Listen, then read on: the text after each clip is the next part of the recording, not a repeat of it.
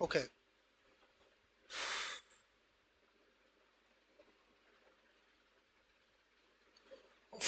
Wow. Okay. Okay. The pulmonary capillary wedge pressure is high. Cardiac index is low. So this patient has shock. So we will try to find out the shock. As the pulmonary capillary wedge pressure is high and cardiac index is low, looks like cardiogenic shock. Okay. This patient most likely in cardiogenic shock due to acute myocardial infarction. Perioperative MI. Perioperative MI is the common in patients undergoing non-cardiac surgery. Intraoperative hemorrhage. Intraoperative hemorrhage requiring blood transfusion increases the risk. Patients with perioperative MI often lack of chest pain, possibly due to receipt of postoperative pain controller like morphine. Significant infarction of the left ventricle leads to impaired contractility and decrease in left ventricular stroke volume. Cardiac index is a measure of cardiac output. Cardiac index is a measure of cardiac output, stroke volume into heart rate, adjusted per body surface area is low as tachycardia cannot make up the decrease in stroke volume. The increased pressure in the left ventricle is transmitted back to the left atrium and the lungs. Therefore, pulmonary capillary wedge pressure, which estimates the left atrial pressure is elevated. Patients experience dyspnea and hypoxemia due to pulmonary edema, and lung examination reveals bilateral crackles, decreased cardiac output, leads to hypotension for which the body attempts to compensate by peripheral vasoconstriction and increased sympathetic vascular resistance. Low tissue perfusion signals the tissue extract more oxygen from the blood, which decreases mixed venous oxygen saturation. Got it? Okay, only one condition where mixed venous oxygen concentration is high. In which shock? Distributed. We found a question where only this is the clue, like mixed venous oxygen concentration is high and cardiac index is high, and the rest of the shock, the cardiac index is low, like stroke volume and heart rate.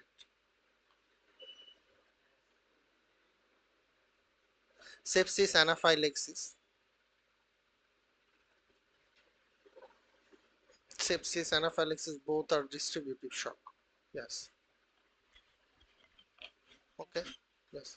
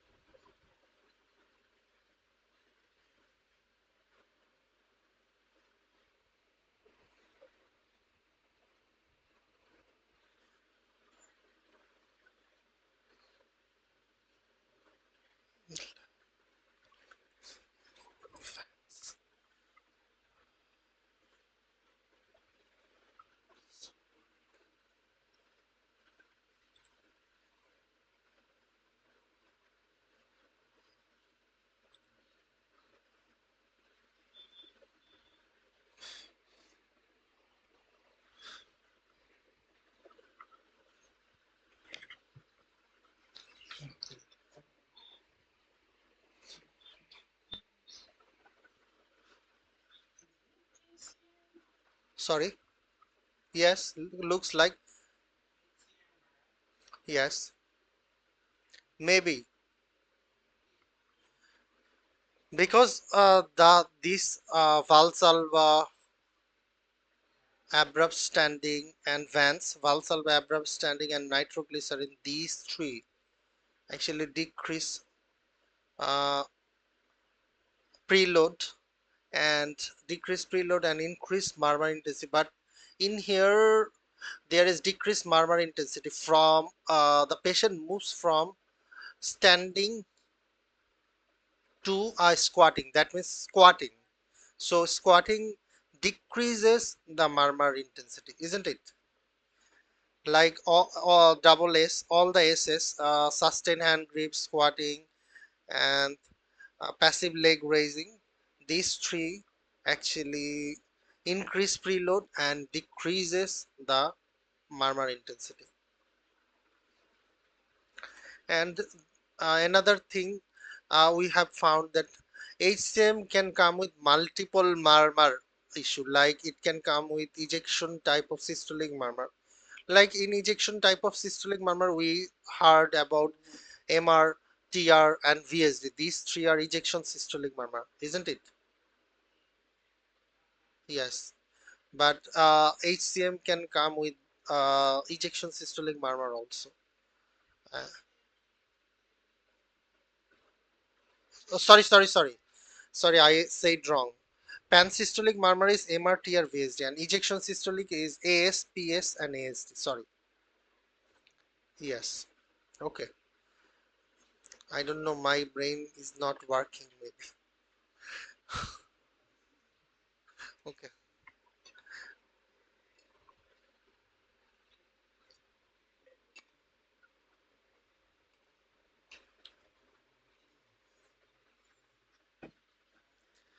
I should stop seeing the posts of Reddit because some posts are very scary.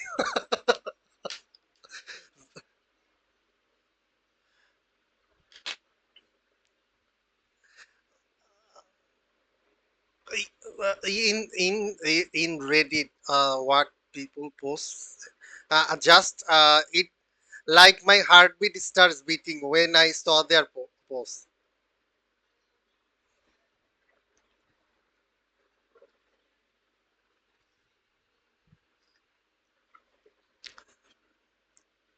But the ratio is declining. Yes, and I think that the question pattern is changing now and then.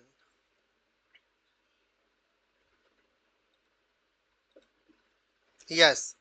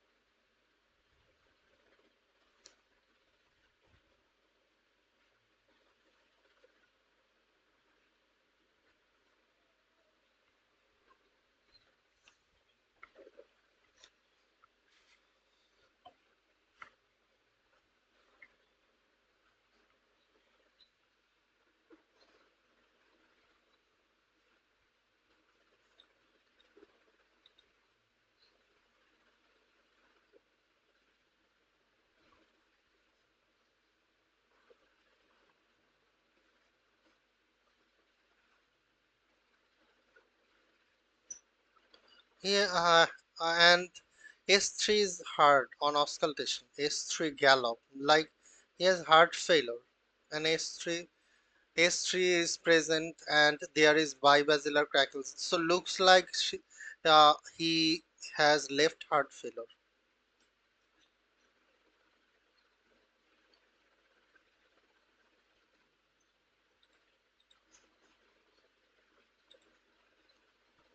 Uh,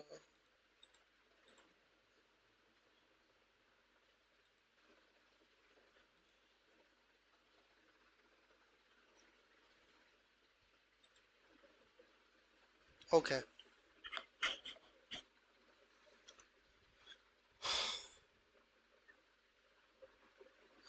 and we missed one point, like you emphasized, but we missed this point too. Which one? Can you say me?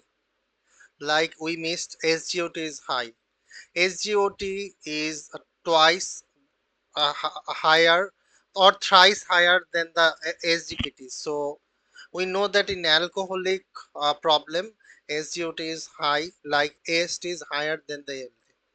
So that's why it is look like alcohol induced cardiomyopathy. And he has heart failure. That's all right. Okay.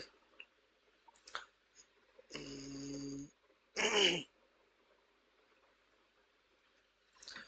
Okay, this patient's dyspnea, bivascular crackles. This patient's dyspnea, bivascular crackles, and S3, and reduced left ventricular ejection fraction, are consistent with decompensated heart failure. Given his heavy alcohol use and the lack of obstructive coronary, given his um, heavy alcohol use and the lack of obstructive coronary artery disease, On angiography,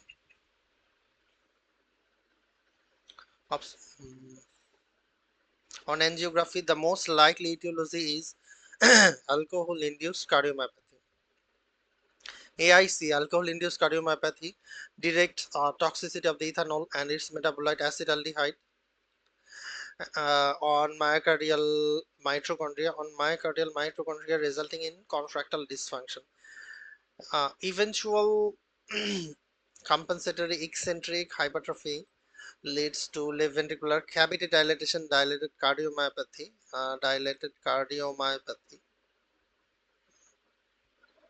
AIC is seen almost exclusively with heavy and prolonged alcohol use, more than 80 gram, like 8 beers per day for more than 5 years.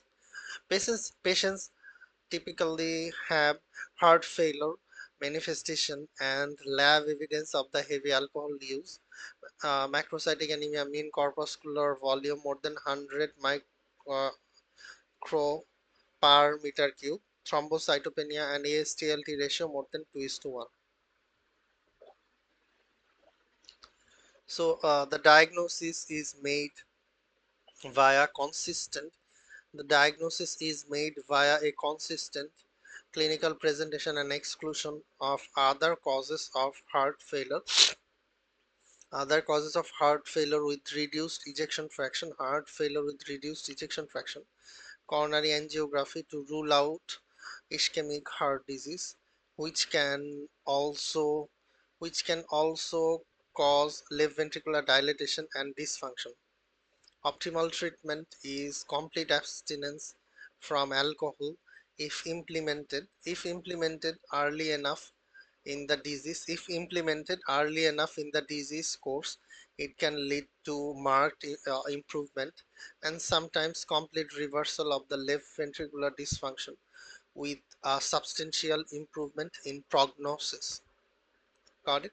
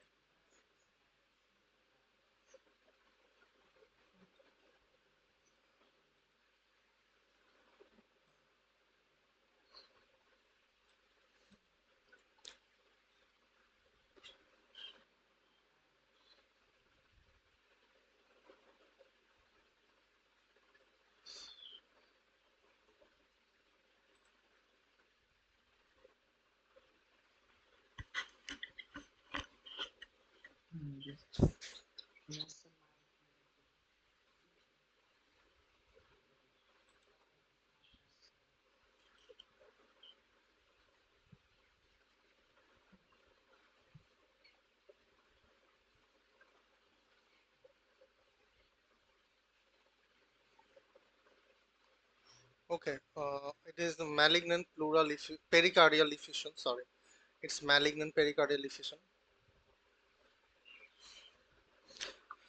This patient with 2 week history. This patient with a 2 week history of worsening dyspnea, fatigue, and enlarged cardiac shadow with a clear lung field, inlet cardiac shadow with a clear lung field on chest x-ray. This is most consistent with pericardial effusion and is concerning for malignant diffusion given this history of lung cancer. Lung cancer is the most common primary tumor. Lung cancer is the most common primary tumor implicated in malignant pericardial effusion. Pericardial involvement occurs either by direct tumor extension or metastatic spread through the blood or lymphatics. This often results in subacute accumulation of the pericardial fluid, subacute accumulation of the pericardial fluid accompanied by progressive stretching of the pericardium. Therefore, patients may experience non-specific symptom dyspnea fatigue until enough fluid accumulates, typically 1 to 2 liter, to decrease the intrapericardial pressure and comprise cardiac function. Cardiac tamponade. Transthoracic echocardiography is used. Transthoracic echocardiography is used to establish the diagnosis of the pericardial effusion, estimate volume effusion volume and assess for hemodynamic impairment, right atrial and ventricular collapse. Echocardiography can also guide pericardiocentesis. Echocardiography can also guide for pericardiocentesis, which should be performed to acquire um, fluid for cytologic analysis whenever a malignant pleural effusion is suspected. Okay. Uh, can you read? Do you want me to read the other options too? Okay.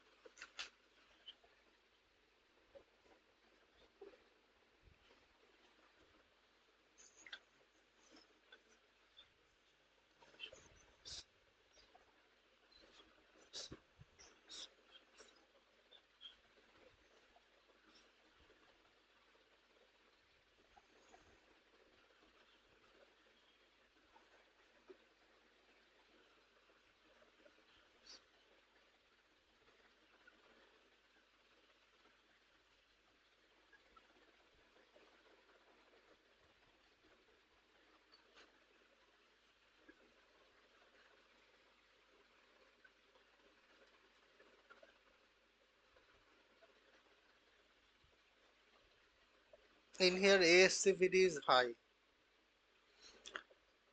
ASCVD atherosclerotic cardiovascular risk factor. If it is more than 7.5, it is significant. So what? Sorry.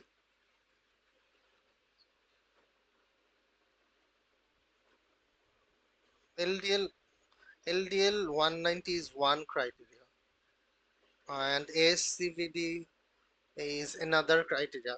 If any of the criteria matches, like LDL or age more than 40 with DM, or uh, ASCVD is more than 7.5, then what you are thinking, that is the answer. Okay, so in here the main thing we have to remember, like we have to know the cause of the primary prevention and the secondary prevention. In primary prevention there are three causes, like LDL more than 190, ASCVD more than 7.5 to 10%, and if age is more than 40 with diabetes mellitus, you should go for primary prevention, like give high uh, dose statin. And for secondary prevention, established ASCVD. Secondary prevention established ASCVD, that means acute coronary syndrome, stroke, TIA, peripheral arterial disease, stable angina, and arterial revascularization. Arterial revascularization. Sorry.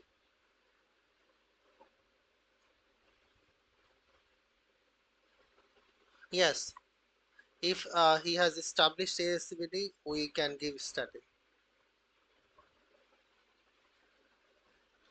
Next. Yes. Low dose aspirin 81 milligram is indicated for secondary prevention in patients with established ASCVD and for primary prevention of ASCVD in high risk patient age 50 to 70. However, it is not typically indicated for primary prevention in age uh, in it is not typically indicated for primary prevention in patients with age less than 50, because the protective cardiovascular benefit may also too small to outweigh the increased risk of bleeding.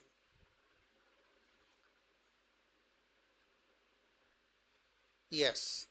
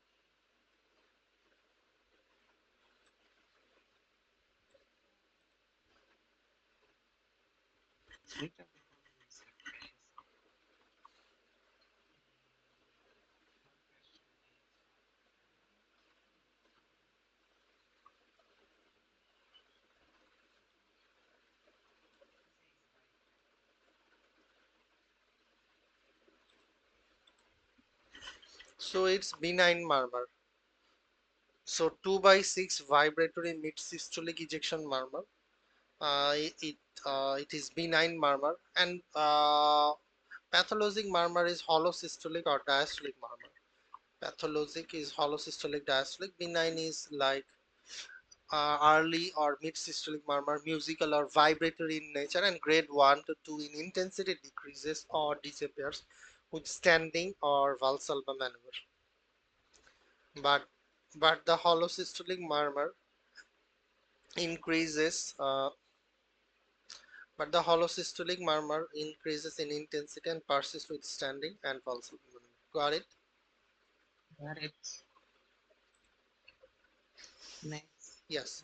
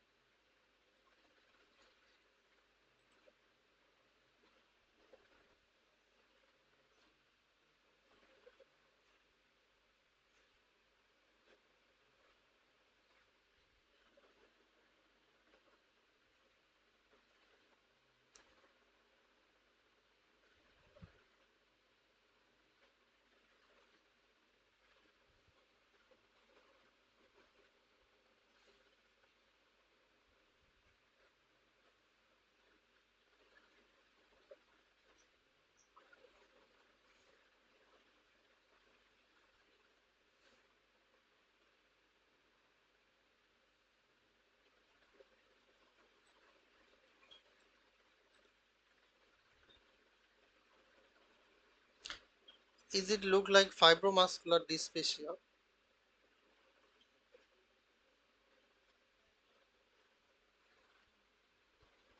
Hypo, maybe I am not sure. I am just consulting with you. Right mandibular. Yes, I think that the plasma aldosterone and renin ratio is high too. Uh, okay, we need to check on the Gemini.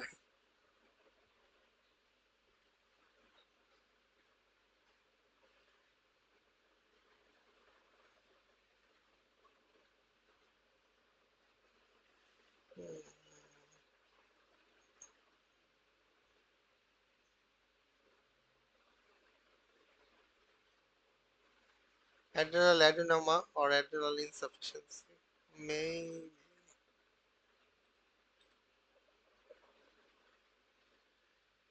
is plasma fraction metanephrine. Is it for pheochromocytoma? Headache, episodic headache, hypertension.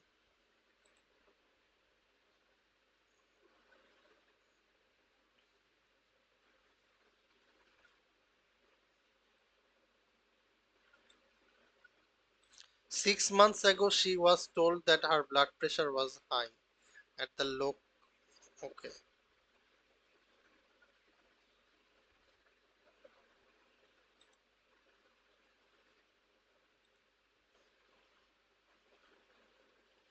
L- looks like fibromuscular dysplasia.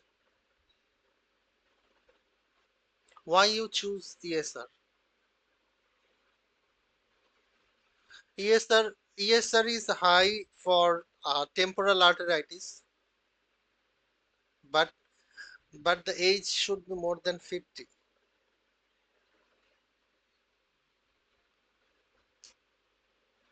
Mandibular region.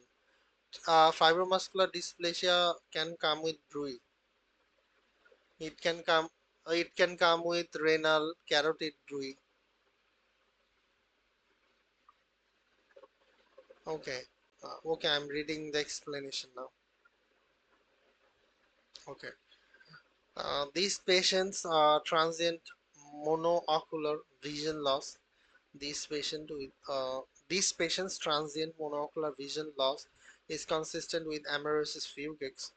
Monocular vision loss is usually due to disorders anterior to the optic chiasm optic nerve, emboli from severe ipsilateral carotid stenosis can cause ischemia of the optic nerve and transient vision loss. The younger woman, significantly elevated blood pressure also raises suspicion for secondary cause of hypertension. Her transient vision loss, family history of stroke, and carotid bruit suggest fibromuscular dysplasia. Fibromuscular dysplasia most commonly affects women age 15 to 50. It is a non-inflammatory, non-atherosclerotic condition caused by abnormal cell development in the arterial wall that can lead to vessel stenosis, aneurysm, and dissection. Fibromuscular dysplasia can involve any artery, but most commonly involves renal, carotid, and vertebral arteries. Renal, carotid, and vertebral arteries. Patients with renal artery involvement usually develop hypertension. Involvement of cerebrovascular arteries, carotid or vertebral, can lead to non-specific symptoms, headache, pulsatile tinnitus, and dizziness, or symptoms of brain ischemia, transient ischemic attack, stroke, amaurosis fugax. Fibromuscular dysplasia can also involve the iliac, subclavian, and the visceral artery. Diagnosis is usually confirmed with non-invasive imaging, CT angiography of the abdomen, or duplex ultrasonography. Patients with inconclusive non-invasive tests require catheter-based digital subtraction arteriography for diagnosis. Fibromuscular dysplasia decreases perfusion to the kidney, which increases both renin and angiotensin, which increases both renin and aldosterone levels, secondary hyperaldosteronism. The aldosterone concentration to renin activity. The aldosterone concentration to renin activity is approximately 10, less than 20. You are right. The aldosterone, renin aldosterone concentration is normal. Okay.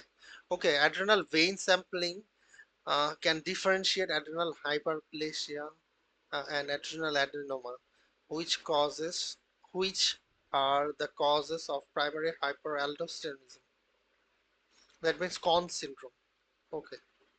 And dexamethasone suppression test for Cushing, ESR high in GCA, giant cell arteritis, we have already discussed. And giant cell arteritis can come with the amaurosis fugax, but giant cell arteritis can be associated with the carotid bruit, but it is uncommon in patients age less than 50. If it is more than 50, then use then can happen. Okay.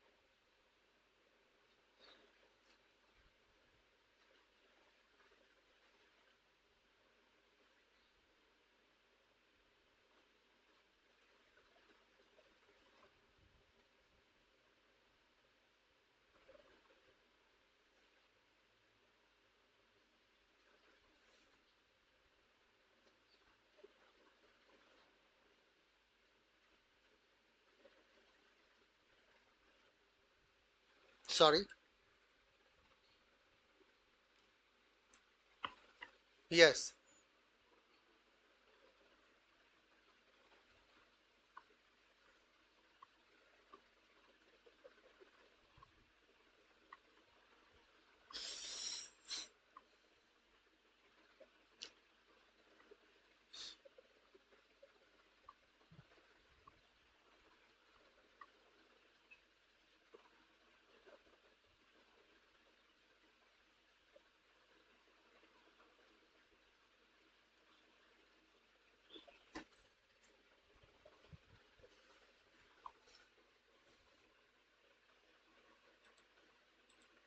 Okay. So high risk condition for infective endocarditis, patients with prosthetic heart valves. Patient with prosthetic heart valves following transcatheter aortic valve replacement are at high risk for infective endocarditis. Incidence is thought to be 0.3 to 3.4% per patient year. Most cases arises when a small thrombus forms on the surface of the prosthetic valve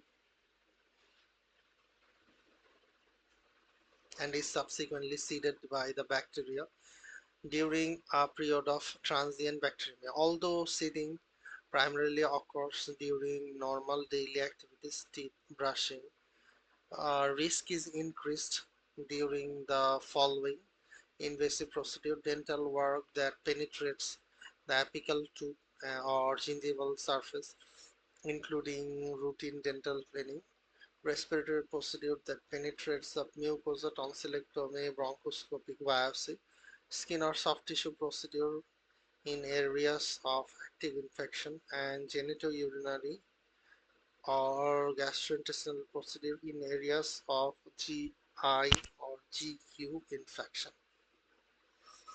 Prophylactic antibodies administered 30 to 60 minutes prior to the procedure reduce the quantity and the duration of the transient bacteremia. Therefore, antibiotics should be administered to those with a high risk of infective endocarditis, prosthetic valve, prosthetic cardiac graft, certain congenital cyanotic disease.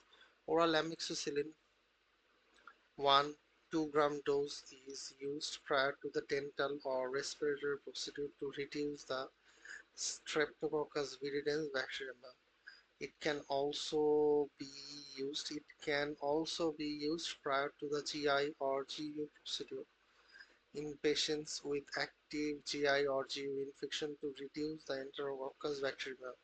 Patients undergoing procedure in areas of skin and soft tissue infection usually receive intravenous vancomycin to reduce Staphylococcus bacteria. Got it? Yes.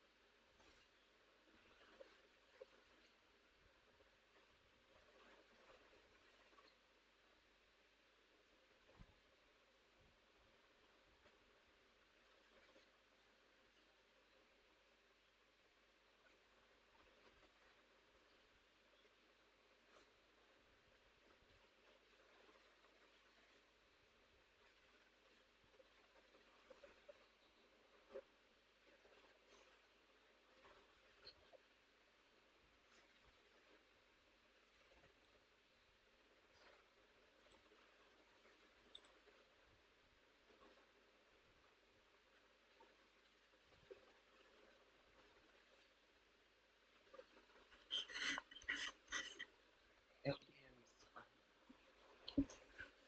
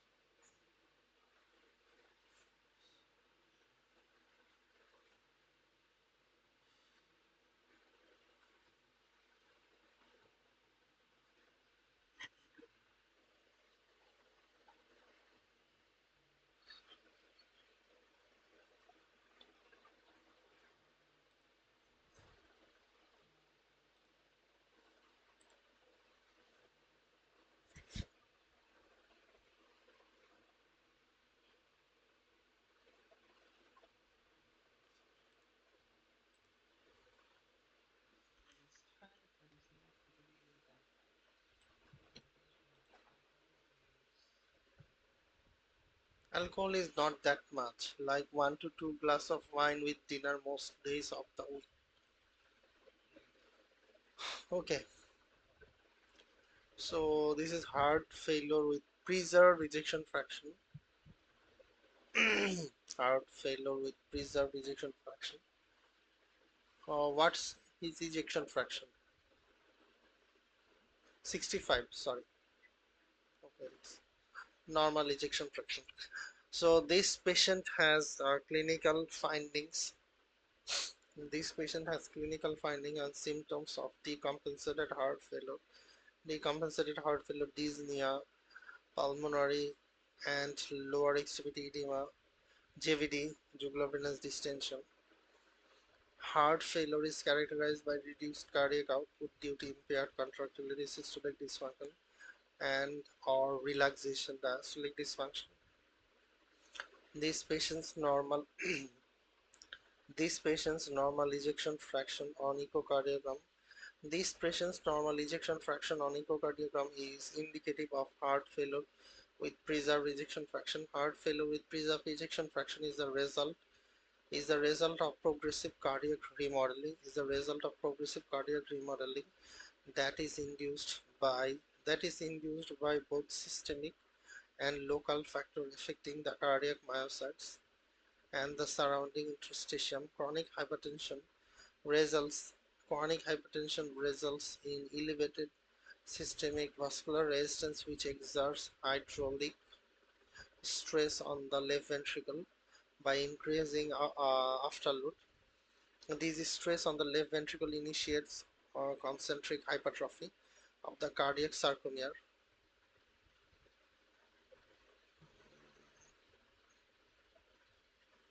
Okay, hypertrophy of the cardiac sarcomere, which is perpetuated by systemic inflammation, commonly seen in individuals who are sedentary and or obese. Cytokine released from the adipocyte. Systemic inflammation predisposes patients to microvascular ischemia, which leads to further sarcomic hypertrophy and congenital deposition in the interstitial space. The results the result of this change is stiffening of the left ventricle and impaired diastolic filling, decreased compliance, and heart failure, reduced cardiac output. Okay.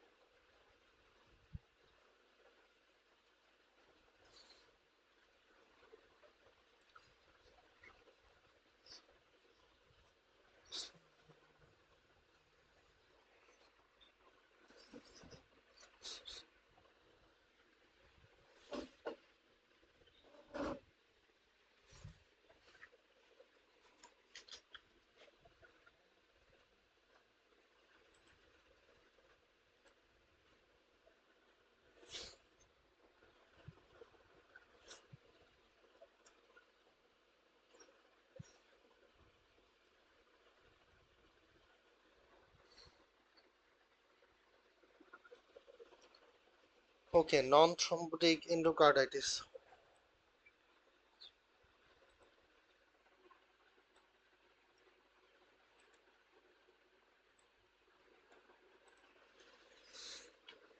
Okay, now, uh, These patients acute cerebellar infarction.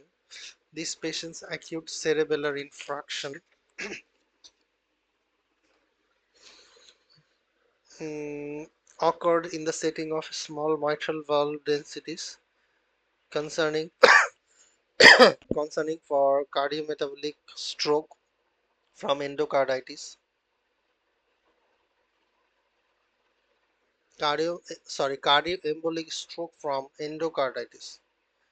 Although most cases of endocarditis are infectious, the patient has no fever, leukocytosis, or positive blood culture. This presentation is consistent with non-thrombotic endocarditis.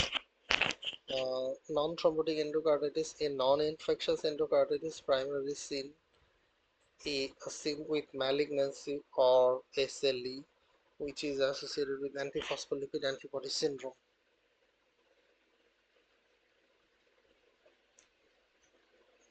These conditions cause hypercoagulable state promoting platelet deposition on a healthy cardiac valve. Non-bacterial thrombotic endocarditis triggered when patients when the platelets and the fibrin form small thrombi.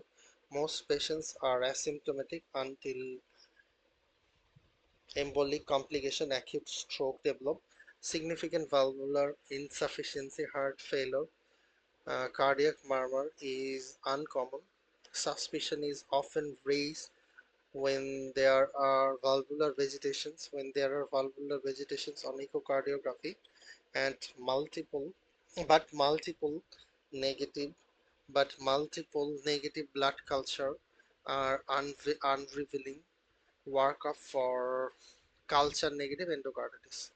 PCR for Klebsiella, Legionella, and Brucella. Uh, okay, the best next step are age appropriate cancer screening, evaluation for hypercoagulable state given this patient's age, thrombocytopenia, leukopenia, anemia, testing for antiphospholipid antibodies associated with SLE or antiphospholipid antibody syndrome is indicated. Patients with SLE who develop non-bacterial thrombotic endocarditis often do so in the absence of an SLE flare. Got it? Okay.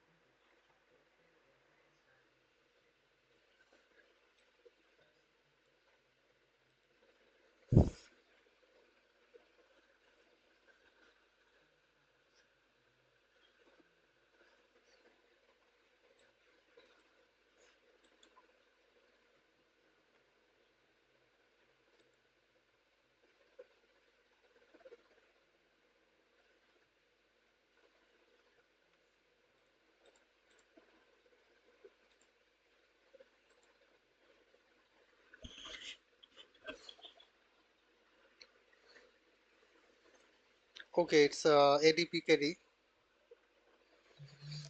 These patients with early onset hypertension, bilateral upper abdominal masses likely has autosomal dominant polycystic kidney disease, which is the most common genetic cause of CKD.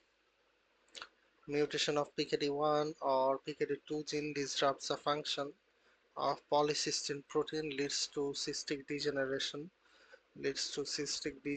of the renal parenchyma that begins early in life. Most patients are asymptomatic until age 30 to 40 when cysts have become large and numerous. Hypertension is a common early disease manifestation and is typically present before any significant decline in renal function. Other early disease findings can include hematuria, nephrolithiasis, flank pain, UTI. Some patients have elevated hemoglobin concentration due to increased erythropoietin protein, possibly from local ischemia around the renal cyst. As the cyst degeneration progresses with age, patients experience progressive renal dysfunction that eventually leads to end-stage renal disease. Extrarenal complications of ADPKD include cerebral aneurysm, hepatic or pancreatic cysts, cardiac valvular abnormalities, mitral valve prolapse (AR), colonic diverticular, ventral or inguinal hernia. The sudden death of patient's father suggests rupture of the cerebral aneurysm in the setting of ADPKD. The diagnosis of the ADPKD is based mainly on abdominal ultrasound or CT scan or CT showing the enlarged kidney with nemesis. Okay, Okay. Very few of when the pulmonary vascular disease only a syndrome, not just a situation.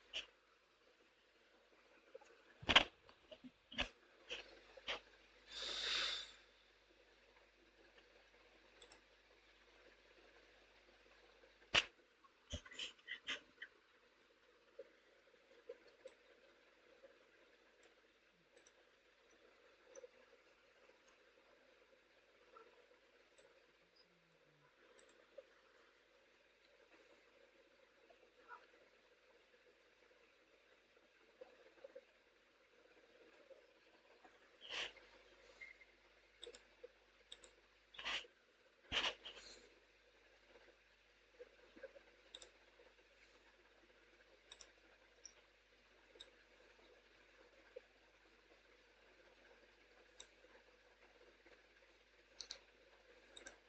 CVT but worsens from AR so evaluation, the pretest probability of the coronary artery disease. If it is low, no additional diagnostic testing should be needed. If intermediate, like able to exercise, yes,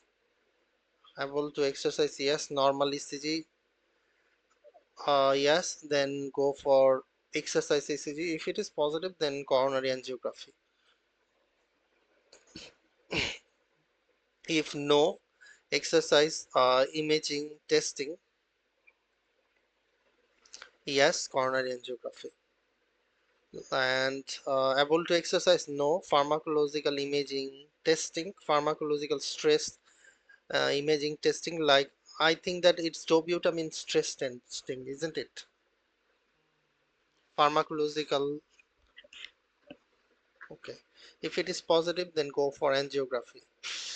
If it is high, start pharmacological therapy for coronary artery disease and expert evaluation.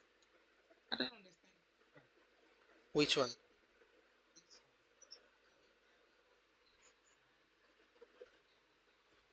Anytime exercise, then ECG, yes. like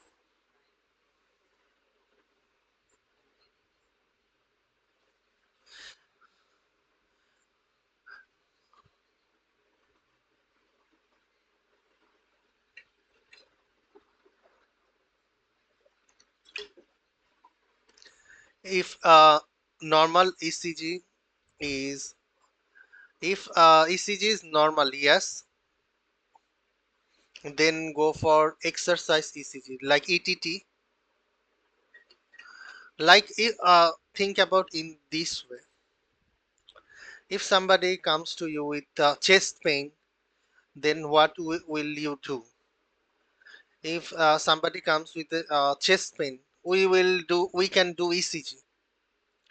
We can do ECG. If ECG is normal, if ECG is normal, we can counsel the patient that ECG is normal, probably no cardiac disease, but you think that it may be anginal symptom. Like sometimes there is no ECG changes, but there is underlying cardiac causes. So what we will do, we will stress the heart. We will stress the heart either by exercising if the patient is able to exercise, or by doing pharmacological stress testing, or by doing like exercise imaging tests. Like there are some radio iodine tests like myocardial perfusion scanning, this type of test also. Like uh, you are just stretching the heart muscle of that patient to look for or to precipitate any sort of MI present or not. Got it? We are just we are trying to initiate that he may have underlying cardiac cause, so we are stretching the heart to look for any sort of MI. Like think about a methacholine challenge test. If somebody has asthma, but you are unable to prove in spirometry too, like are doing spirometry, it is normal, but you feel that he may have asthma because his symptoms looks like asthma, then you can give methacholine challenge test, which will actually causing an asthma if somebody has underlying asthma. If he is normal, then this methacholine will not gonna bronchoconstrict. Got it? Next. Okay, sorry. The pretest probability, the pretest probability. Okay, this one is very, I don't want to remember the pretest probability. The pretest probability of the coronary artery disease is based on age, gender, cardiac risk factor, age, gender, cardiac risk factor, chest pain characteristics. Lower risk patients include women age less than 50 with atypical chest pain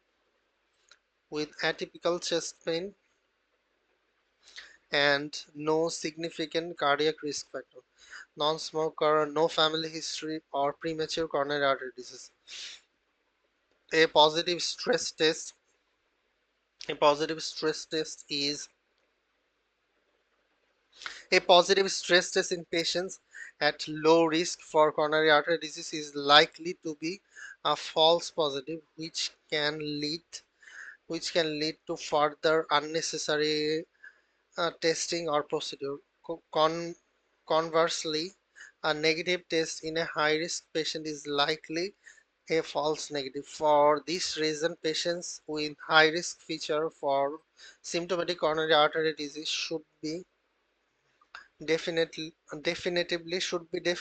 evaluated for coronary angiography. Coronary angiography stress testing that is exercise electrocardiography, myocardial perfusion imaging is the most helpful for risk stratification in patients with intermittent risk factor. The choice of the test is determined based on baseline ECG finding and the ability to exercise. The patient has had chest pain for several months that is unrelated to physical activity. She is young. She has no risk factor for development of premature coronary artery disease, and her ECG was normal. In the light of this, she has low pretest probability of coronary artery disease, and additional testing for coronary artery disease is not advised. Got it? Yes, Takitsubo. Okay, a transthoracic echocardiogram can assess for segmental wall motion abnormalities during episodes of chest pain or after exercise in a diagnostic stress test. It can be helpful in diagnosing Takotsubo or stress-induced cardiomyopathy, but this condition typically presents in older patients, commonly postmenopausal women, following significant stress, death of a loved one, and is commonly associated with ECG abnormality. Transthoracic echo can also be used to look for valvular pathology, aortic stenosis, mitral valve prolapse in patients with exertional chest pain, and a suspicious murmur or other signs of valve disease. Got it? Okay.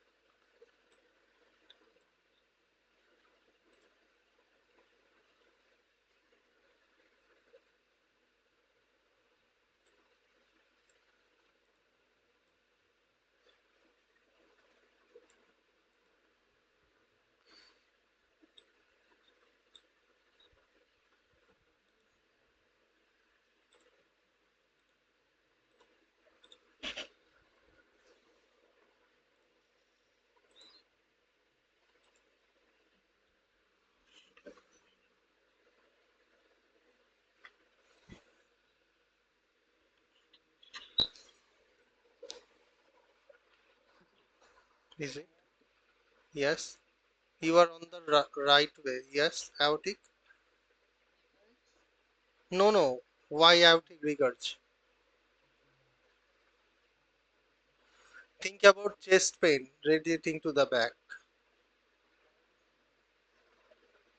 No, aortic stenosis pain does not radiating to the back. Aortic stenosis pain radiating to the neck.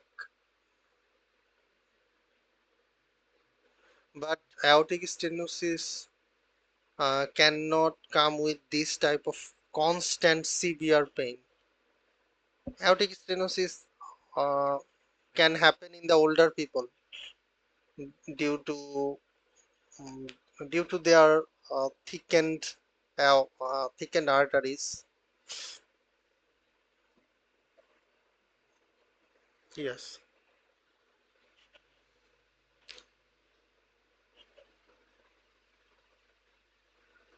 Wait.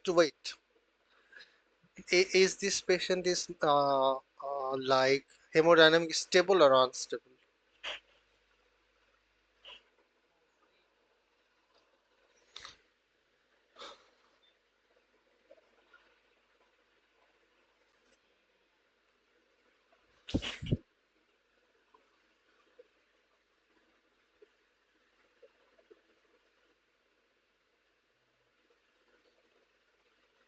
Okay.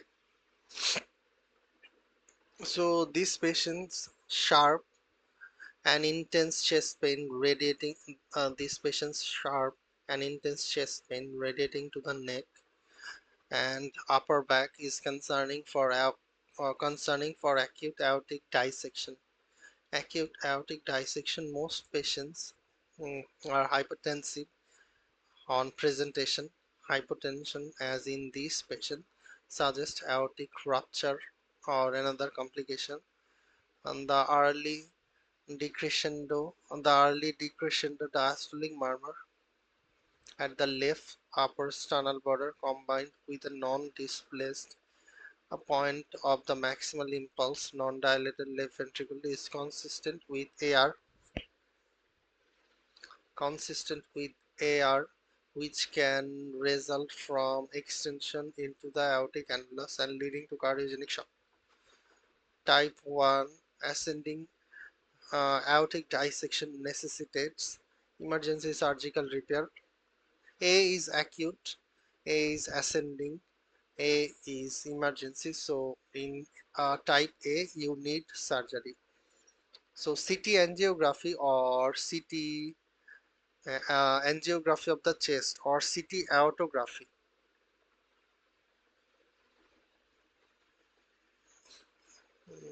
CT angiography of the chest, not coronary angiography. Okay.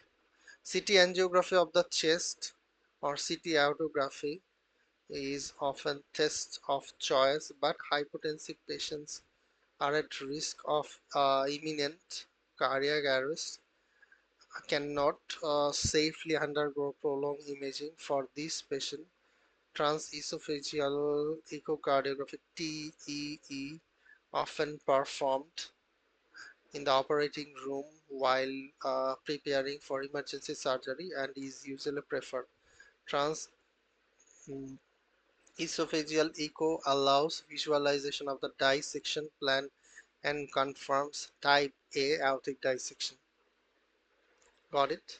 Okay, why it is not MR angiography of the chest or MR aortography is occasionally used to evaluate aortic dissection, but it is even more time consuming than CT aortography and is not appropriate in emergently hypotensive patient. Got it?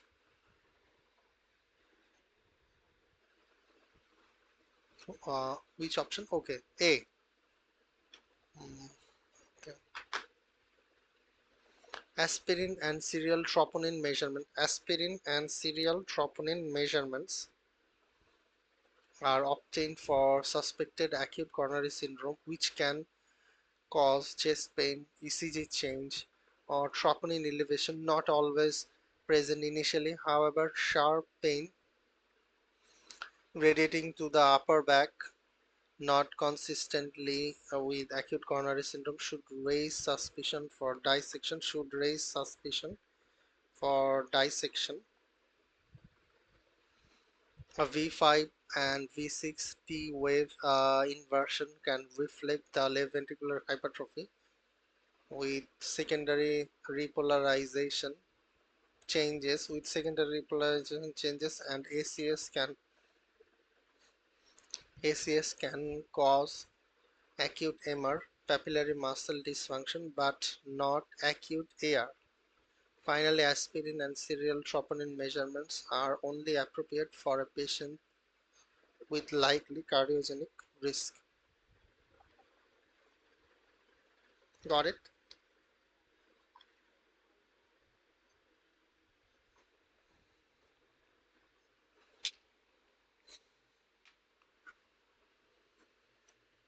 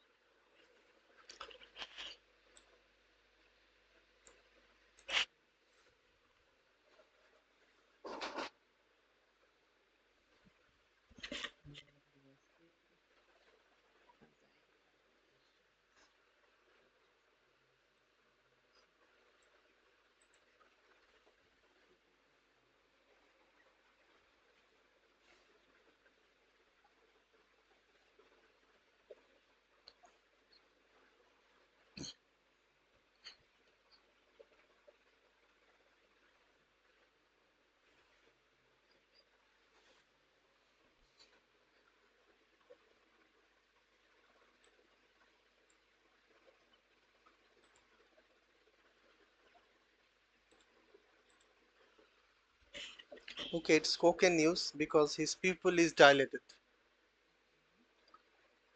okay.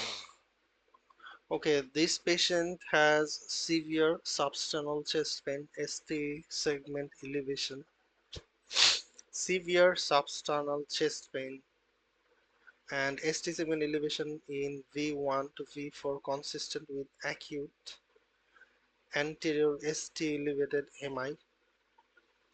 The associated clinical finding is psychomotor agitation, dilated pupil, tachycardia, hypertension, along with the history of multiple recent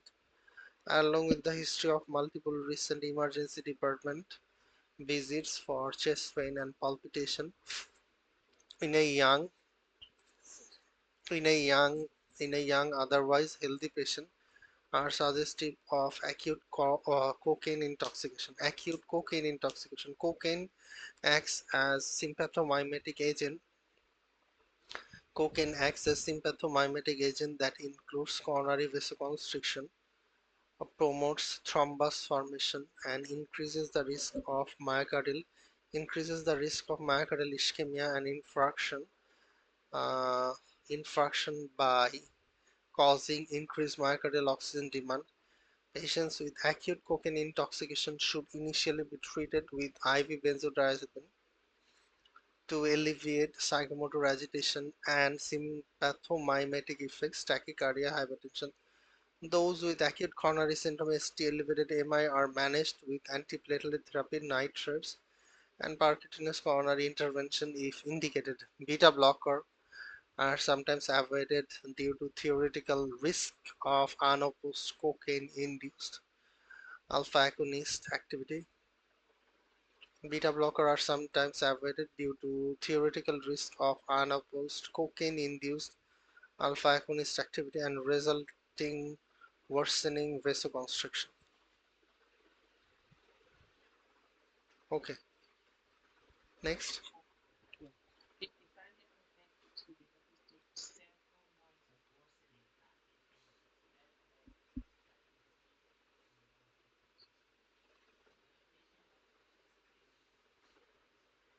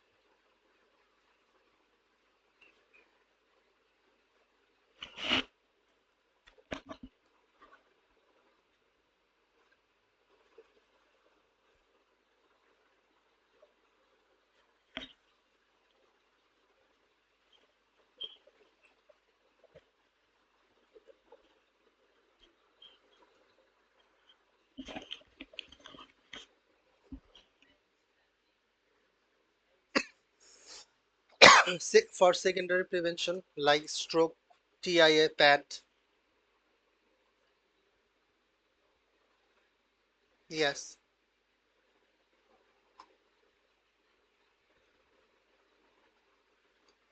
we have read the box stroke, TIA, and PAD.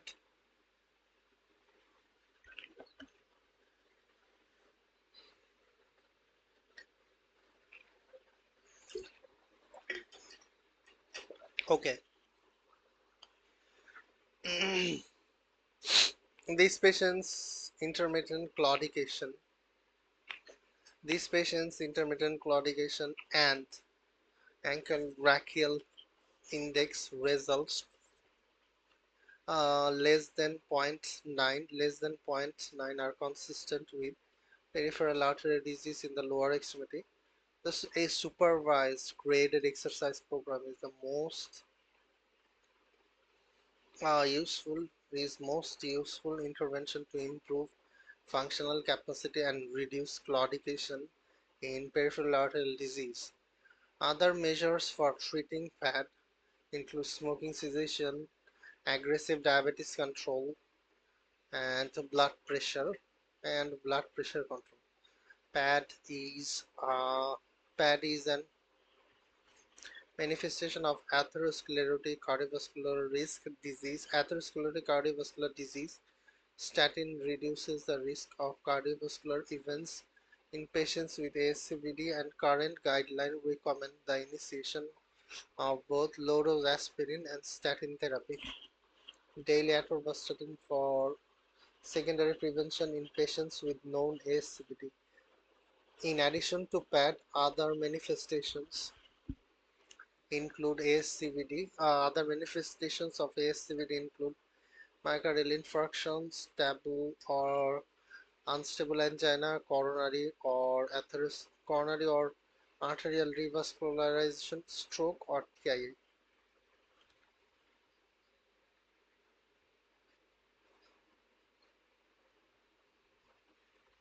Yes.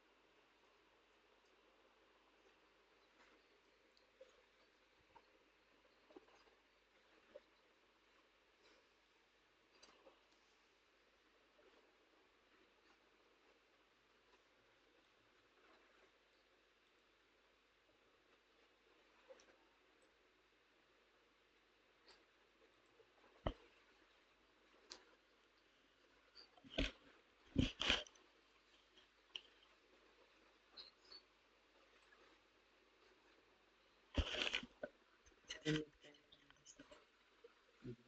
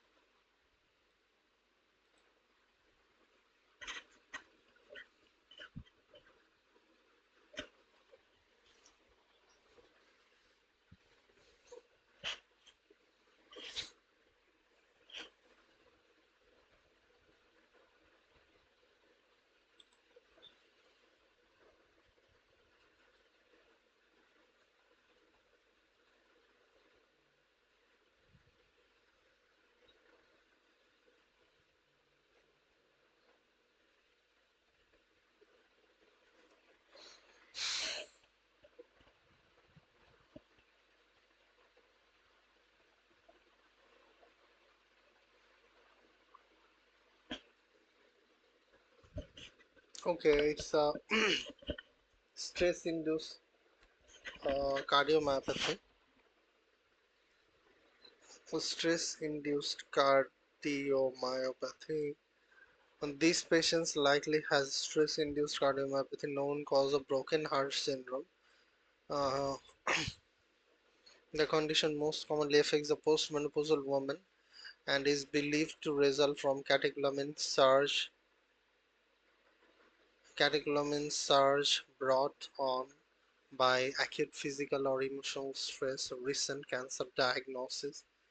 There may be microvascular spasm.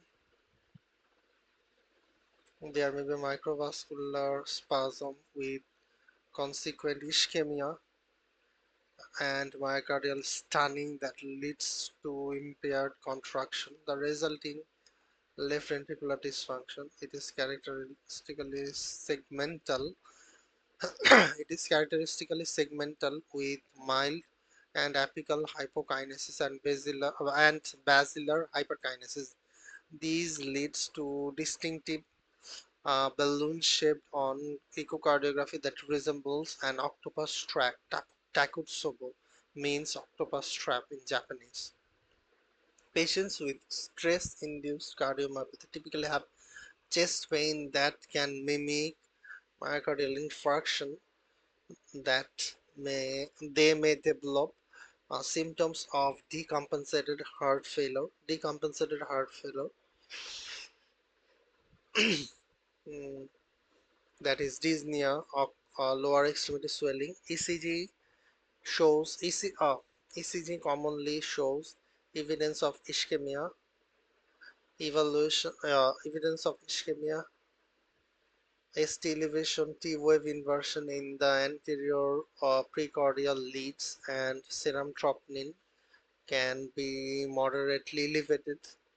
However, coronary angiography reveals and evidence of obstructive coronary artery disease that may be supportive. mm, treatment is supportive and the condition usually resolves on its own within the several weeks. Okay. So what is the role of antibiotics when treating dementia? In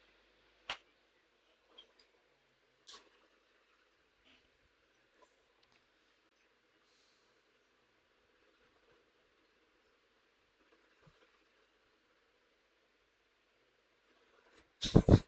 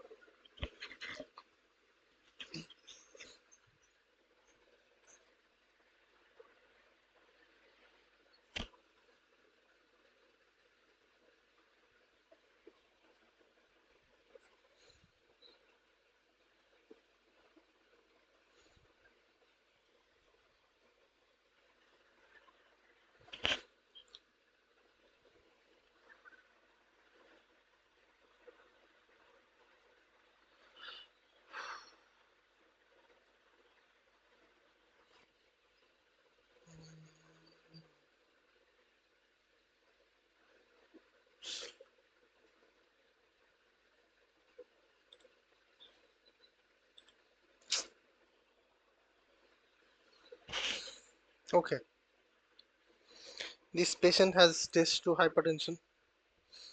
This patient has stage 2 hypertension defined as systolic blood pressure more than 140 millimeter of mercury and or diastolic blood pressure more than 90 millimeter of mercury. Oral contraceptive mild elevation in the blood pressure. Oral contraceptive commonly causes mild elevation in the blood pressure, commonly mild elevation in the blood pressure, and sometimes in up to 5% of the chronic user can lead to overt hypertension.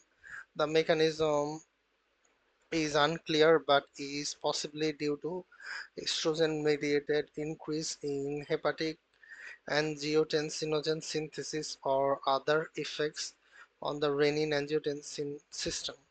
The risk of hypertension increases with the duration of oral contraceptive use and is elevated in those who have family history those who have family history of hypertension and who develop hypertension during a previous pregnancy. The CDC the CDC and the prevention recommends against the use of combined estrogen progesterone oral contraceptives in women with hypertension. In patients whose hypertension is caused by oral contraceptive use, discontinuation can reduce blood pressure and often corrects the condition. The physician should have a discussion with the patient about the benefit of stopping the oral contraceptive and the risk of drug continuation. Alternate contraceptive method. Okay, next. So if it's a woman with autosomal polycystic ovarian risk kidney disease or diabetes, and and also is non-ovarian, considering the hypertension. So if the side effects are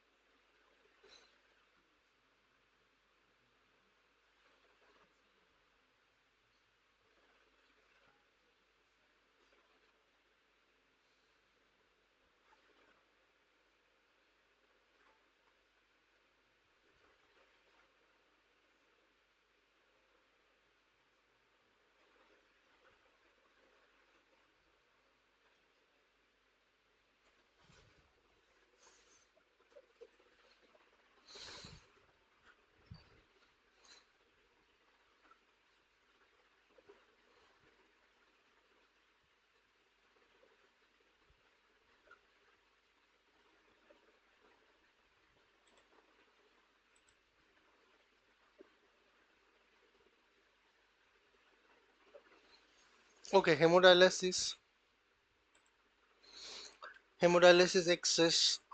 access is commonly obtained through surgically created AV fistula.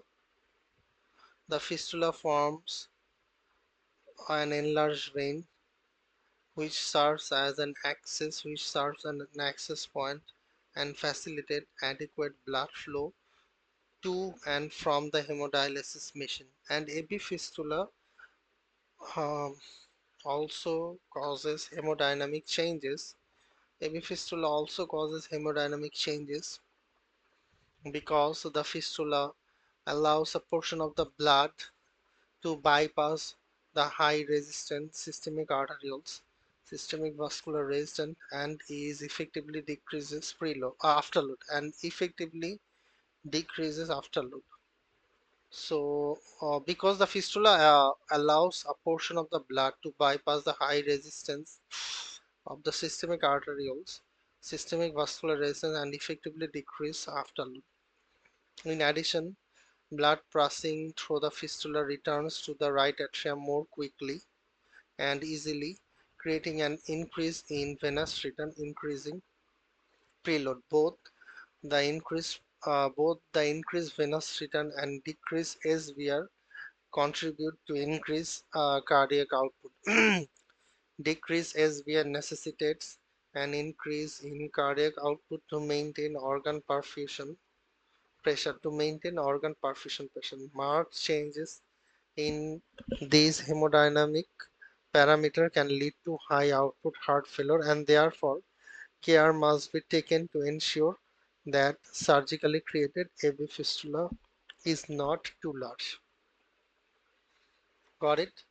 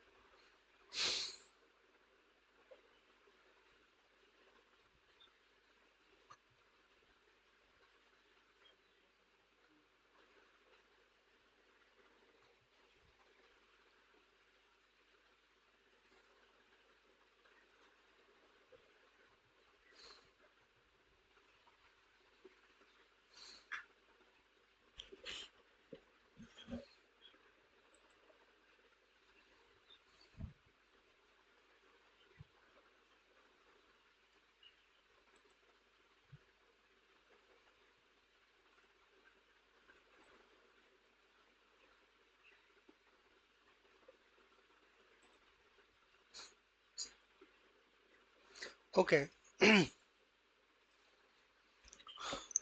Pleural effusion occur in almost half of the patient undergo CABG. Pleural effusion happens almost half of the patient with CABG. Most small asymptomatic and benign effusion usually develop on the left side and the result of the body's reaction to the surgical incision of the pleura, disruption of the mediastinal lymphatic channel, cardiac cooling, and postoperative pericarditis. Post-cardiac surgery effusion that meet the criteria as in this patient is small to moderate effusion in size and not enlarging. Early onset postoperative day 1 to 2 and not associated with the respiratory symptom. Effusions that do not meet the above criteria should be actively investigated and treated because they may be due to serious post-cardiac surgery complication including hemothorax, central line erosion into the pleural space, mediastinitis, chylothorax, and myocardial infarction with heart failure. Okay.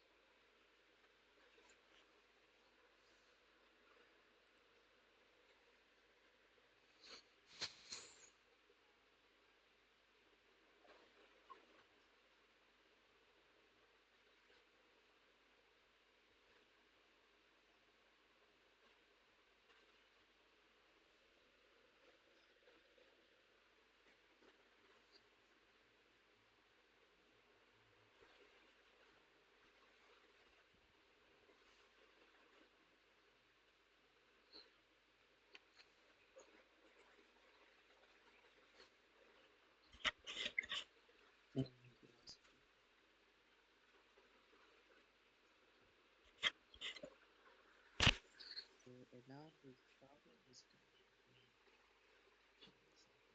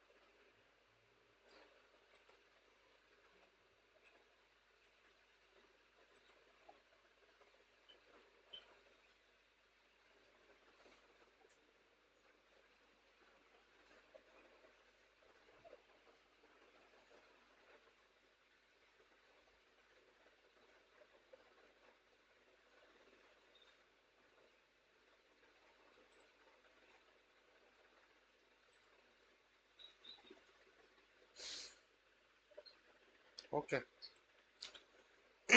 This patient's clinical presentation: progressive dyspnea, non-productive cough, viral, so non-productive cough, bilateral inspiratory crackles, and chest radiographs finding is consistent with amiodarone-induced interstitial pneumonitis. Amiodarone-induced interstitial pneumonitis.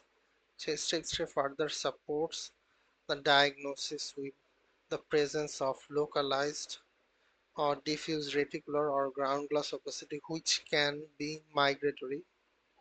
Pulmonary function tests would reveal a restrictive pattern with a reduced diffusion capacity of the carbon monoxide. Amiodarone is a class 3 antiarrhythmic drug, which often used in the management of ventricular arrhythmia in patients with coronary artery disease and ischemic cardiomyopathy. It can cause several potential adverse effects, and monitoring of several parameters TSH is recommended.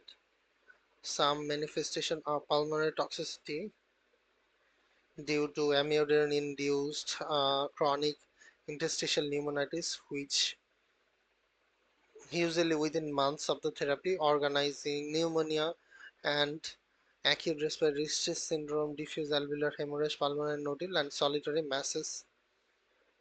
Okay, option A, advanced heart failure. Advanced or worsening heart failure is unlikely to explain patient's dyspnea given the flat jugular line, absence of peripheral edema, and lack of improvement with higher diuretic use. Okay, this one is very important. Okay, okay, you are going to visit doctor.